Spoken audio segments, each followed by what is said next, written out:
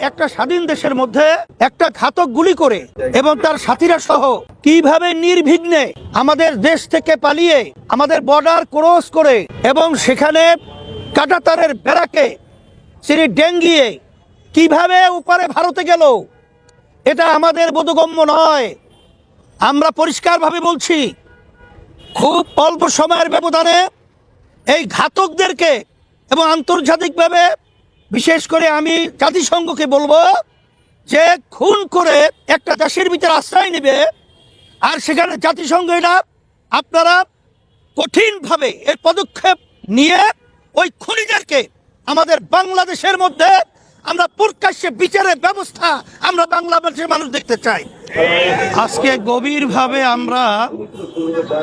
শ্রদ্ধা সহ স্মরণ করছি আমাদের দেশের গৌরব শরীফ ওসমান হাদি, যে বাংলাদেশের ভিতরে এই দেশ প্রেমিকদের ইতিহাসে সে আজকে জীবন বিসর্জন করে আজকে ইতিহাস রচনা করেছে। আমরা সর্বপ্রথম আল্লাহ রাব্বুল আলামিনের কাছে দোয়া করছি, আল্লাহ যেন তাকে শাহাদাতের দরজা দান করেন, আল্লাহ যেন তাকে মাফ করে দেন।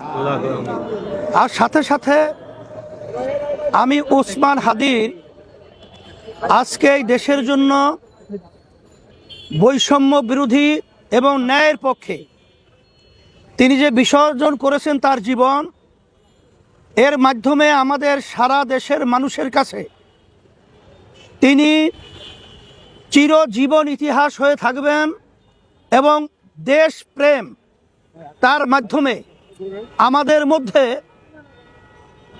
যেটা উল্লেখযোগ্যভাবে আমাদের দেশপ্রেম আরও বেড়ে গেছে। এবং আমি সকলকে, বিশেষ করে বাংলাদেশের প্রতিটা নাগরিককে আমি অনুরোধ করব যে আজকে আমরা যদি সবাই দেশের জন্যে, ন্যায়ের জন্যে এবং ইনসাফ রক্ষার জন্যে আমরা যদি সব একাকার হয়ে যদি আমরা বুলন্দ আওয়াজ তুলতে পারি, তাহলে জালেম যারা রয়েছে, খুনি যারা রয়েছে, যারা ঘাতক রয়েছে, যারা দেশদ্রোহী এবং তাবেদার এই দেশকে গোলাম বানাবার যারা চিন্তা করছে, তারা আল্লাহর রহমতে আমাদের দেশকে তারা গ্রাস করতে পারবে না ইনশাআল্লাহ। আমি বর্তমান অন্তর্বর্তীকালীন সরকার সহ প্রশাসনকে বলবো যে একটা স্বাধীন দেশের মধ্যে দিনে দুপুরে এইভাবে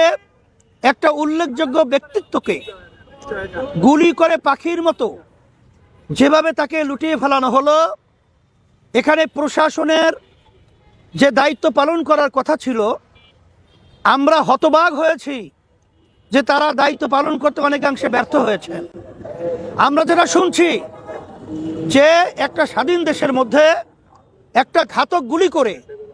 এবং তার সাথীরা সহ কিভাবে নির্বিঘ্নে আমাদের দেশ থেকে পালিয়ে আমাদের বর্ডার ক্রস করে এবং সেখানে কাঁটাতারের বেড়াকে তিনি ডেঙ্গিয়ে কিভাবে উপরে ভারতে গেল, এটা আমাদের বোধগম্য নয়। আমরা পরিষ্কারভাবে বলছি, খুব অল্প সময়ের ব্যবধানে এই ঘাতকদেরকে